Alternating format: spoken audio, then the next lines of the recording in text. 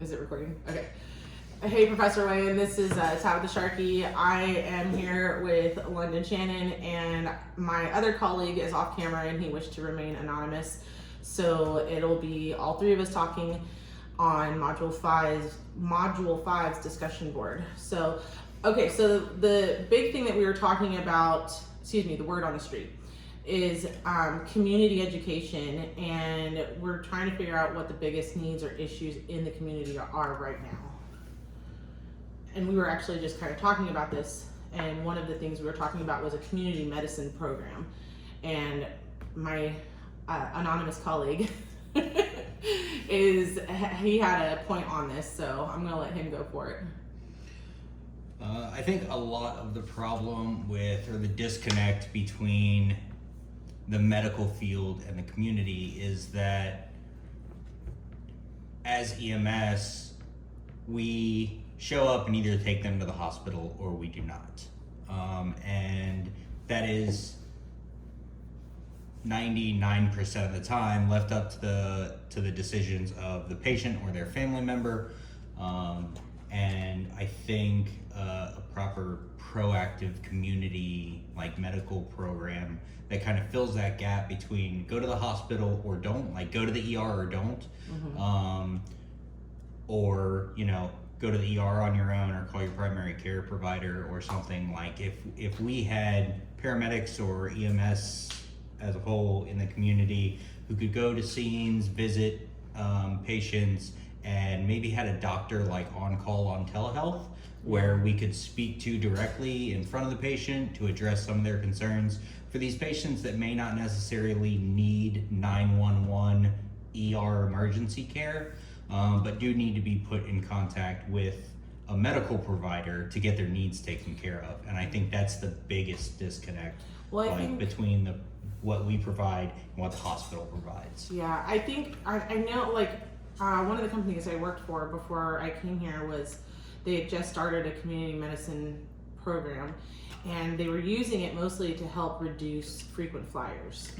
And because that's where you find most of those frequent flyers. Right, exactly, because they think the only solution they have is to go call EMS and go to the ER.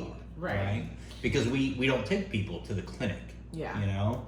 So, or put them in contact with a provider that can maybe call in meds for them, that they can pick up on their own, or have a family member pick up or something like that. Yeah, I don't have. So, have you heard anything from state on that? Like, if they're willing to do a community medicine program? Because EMS I know that as a whole is so fractured that I have no idea what's going on most of the time. Yeah, I know that they started doing that. They were starting that in Oregon, up in like the big cities. Yeah. When I was there, and Missouri started doing it in Springfield when I was there. And so, and it had a fairly high success rate. We were no longer seeing a lot of our frequent flyers and stuff like that. I know another thing we were all talking about, because it is one of the main, big problems, because we don't want to have vehicle injuries and stuff like that, but teaching people, how to drive, and when they come across an emergency vehicle, right. Whether it's our trucks, a fire engine, or even an officer, Because a lot of times it's just stop in the road where you are, and we have to try to figure out how to get around you safely. Right, without hurting other people, or or using our vehicles as battering rams. So. Yeah. And everybody has to take the in-car driving test, so right, that would be a good time, and then officers usually are present for it. So typically, do they normally have a cop administer the driving tests here? I know they do in Richmond. I think the police does administer the driving test. I know when I did mine, it was just some guy from the DMV. Yeah, that was mine too when I was in Missouri. That was a while ago, so I don't know what they're doing anymore. I know my written test was administered by state police, and then the actual driving test was a civilian agent with the police department that was, they were up to code on all the know-hows and everything else, but they weren't law enforcement or anything. Well, so do they make kids nowadays? You might know this more than us. Sorry, I'm feeling Being your the age a little. youngest person at the table. But Youngest would person in you? service. What are you talking about? Would you? I mean, did they make you guys take a driver's ed class or even No. look we at didn't the have book? to have driver's ed. Really? No. I didn't. I mean, So but again, that was a while ago. So Well, in yeah. high school, they offer a driver's ed course. It is optional. It helps with your insurance if you do it, and you get a good student discount if you keep your grades up in college and high school. And then if you have proof of a passing driver's ed course, then you get another deduction off of your insurance. But other than that, you just have to have your permit, and it's not required to get your license. That wasn't even an insane. option when I was in Yeah, school. I was gonna say I'm pretty well. Okay, I I take literally that back. learned to drive on the farm, and then they were like, "Go take Yeah. a driver's test." Yep. Well, I know, like, for the high school I went to, we did have that option. However, you had to pay for it because you actually had to go out in the vehicle. Yeah, And drive that way. the high school owns the vehicle. It's through the driver's ed course. Yeah. They have a teacher that goes through and gets certified and everything else to teach it. And that's all that teacher does is for 5 periods a day, he's in the car with 2 or 3 different students a class. And he keeps Imagine you, his blood pressure. Right? well, the air the brake. teacher I had, well, that's the thing. They have a brake on their side as well as an emergency brake in case something happens. My teacher actually messed with me. We're coming down a hill and he pulled it. I'm like, leave that alone. But no, he taught elementary school gym before he taught driver's ed. So his blood pressure was already premedicated. Yeah. Okay, so what things do you think that we could do as EMS to help fix some of this? I mean, do you think that it's a possibility that we could go to the community or go to like the? I think just being better, just community education, like speaking to our patients in a way that they can understand. I mean, like before we turn the camera on and stuff, we were talking about our Leave Behind Narcan program. Yeah, absolutely. And to be realistic, a lot of the people we leave behind Narcan for are pretty familiar with Narcan. Right. They at least know what it is. Their family members know what it is, and they know what it's used for and when to use it, but not necessarily how. Because I right. mean, there's 3 of those little nasal administrators. That's probably not the right word. In the box, and I've shown up on scenes with guys with 12 milligrams of Narcan in their face, and So they don't realize to shove it up the nose. I mean, it's in the nose, but they have given them the entire box. Oh When, yeah. Like they only needed one, call 911 and let us do our job when we get there. Yeah. I mean, and everybody, like every new medic has slammed Narcan before and knows what happens when you slam Narcan. Not pretty. Patients picture. come up hard and fast, and it's not pretty. Yeah, and Like- they end up vomiting, projectile vomiting everywhere. And I'm glad I'm in the front. Yeah, you're glad you're in the front. Right, and that's what the families see when these patients come up, Oh, they way can't. before we get there, They're because scared to give they it. are the patient comes up and they're like erratic or manic or Aggressive. and aggressive Yeah. and ill because they have gone from high to unresponsive to wide awake and all their high is gone, and that's speaking completely out of experience, but that's got to be a shock to the system. Right. I mean, because you can tell on a patient that comes up too fast They that they it's have jarring. they have that holy crap And- moment. So, and I've tried to be really good about speaking with family members on scene or friends or whatever on scene when I do leave behind Narcan, and trying to just educate them a little bit.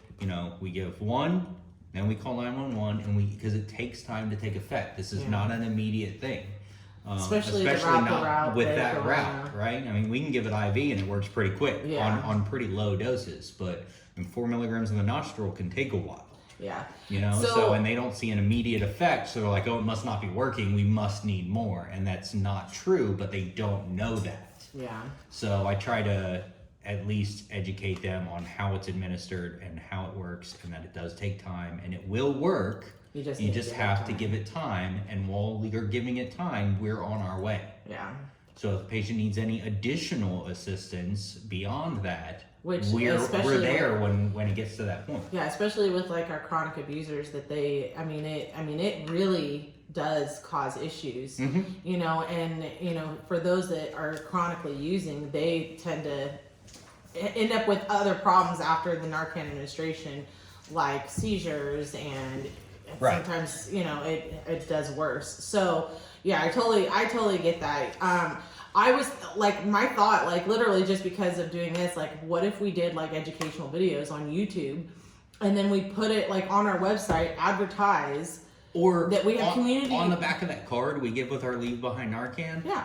There could be a QR code that Yeah. you scan with your phone that goes to a Narcan administration like That's tutorial actually- video yeah, that's actually on not a bad YouTube. idea. Because I mean, some people may not, but a lot of people could watch a 60-second YouTube video and be good, you know, for at least what that is used for. You know? No, I and you totally don't get have that. to go into the nitty-gritty. You can just be like, you administer one in the nostril, and they can demonstrate it, and then call 911 immediately after, and allow it time to work. Yeah. You know? Well, like, so it's asking what our next steps would be to get the agency to address these needs. So, like, I mean, honestly, I think that it would be one of those situations that we'd have to go to Ron and then go to the board and be like, hey, this is what we're proposing.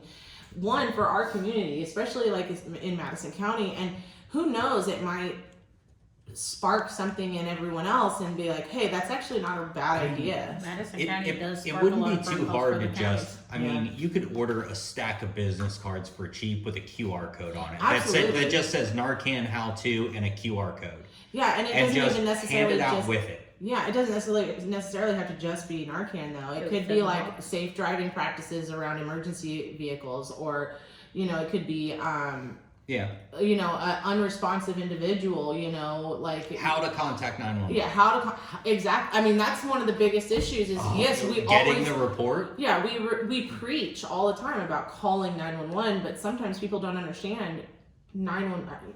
Well, what do I do when I do that? Right. You know, What information do they do need? they need? Yeah, Right. and most of the time, especially nowadays, they're using the EMD protocols. So they're actually talking. You know, they have They're a actually script. asking Yeah, they have a script that goes through Yeah, just what they're talking recently about. seen those, and that's pretty nice. I know our like It it. is- newer it is dispatch nice. is And now- really using it because our log will That's- blow up while we're on the way. Because Right. every little question, they're putting it in there. And Like, that's- and I and I like can it, have yeah. a patient history before I get to the patient sometimes. And I really like that. And our dispatch is really good most of the time. Right. I mean, nobody's great 100% of the time. Well, but I mean- but I only recently got to go see dispatch. Yeah. And that's because one of my partners worked part-time up there and had to swing by there to grab something or something. Mm-hmm. So, like, she gave me a quick little tour because they let me in because I was with her. But, like, that's one of the things I wish, like, when I started the service Mm-hmm. is if I got to spend just 2 hours Yeah. of one of my orientation shifts in a seat in dispatch just watching what they do so I can understand what's happening on the other side of that mic. Right. Exactly. Because everybody who's been at that truck has looked at their mic and just gone, really? Why? Like, Turn it what? off, throw What? it. Yeah. What? Like, and there's a huge disconnect between like how they're trained and what the information that they're taught to ask for and what we need Yeah. or what we're looking for. And a lot of times we can kind of devise out what they're getting at. We play detective enough through the log on the way to the runs and stuff, Right. and we can get pretty close most of the time. But we don't know what it's like on the other side of that line. Yeah. Like we have never heard one of those calls. Yeah, and the one thing that I liked about one of the companies I worked for was that we did have access to dispatch if we needed to, because our supervisor typically, especially at night, would sit up there with dispatch doing their paperwork or whatever, and we, you know, if we needed something from them, or even, and dispatch actually would have potlucks for us on like holidays when we worked holidays and stuff, so we would go up to dispatch My and we'd last actually got company to I worked sit for, there. anytime I had to go like buy dispatch, Yeah. I would just drop coffee off to them because Right. they were nice to me. So Absolutely, yeah, and you know the saying "be nice to your dispatcher." It's not a lie, but no, I totally get it. I'm, you know, for the most part, I think a lot of this is going to be us I guess, making a fuss over a lot of this stuff and saying, look, this needs to happen. Our community doesn't understand this, and we need to spearhead the education on it. Right. And then taking that on up. Because we are the food chain, front yeah. face of healthcare in the community. Yeah, and it's, Right? you know. Anything outside the hospital is through us. Yeah. And I like they don't Like- see Ron on every call. They don't see Tanya on every call. And Right, but I got patients that remember my name. right. You know, Yeah. or at least my face. When I show up, they're like, "Hey, I saw you!" Like, you know. So we are that kind of forward face of, which is another place that I think like a proper community medicine program could really help. No, I agree with that. But yeah, I'm trying to stay talking over the dispatch that's coming out because yeah, we don't want to mess with that. So, other than that, I think we've gone well over the 5 minutes talking about all this. So, but I really appreciate you guys doing this. Thank you. I appreciate it. Thank you. No problem. Professor Wayne, I'll have this put up in a second. So, did it stop?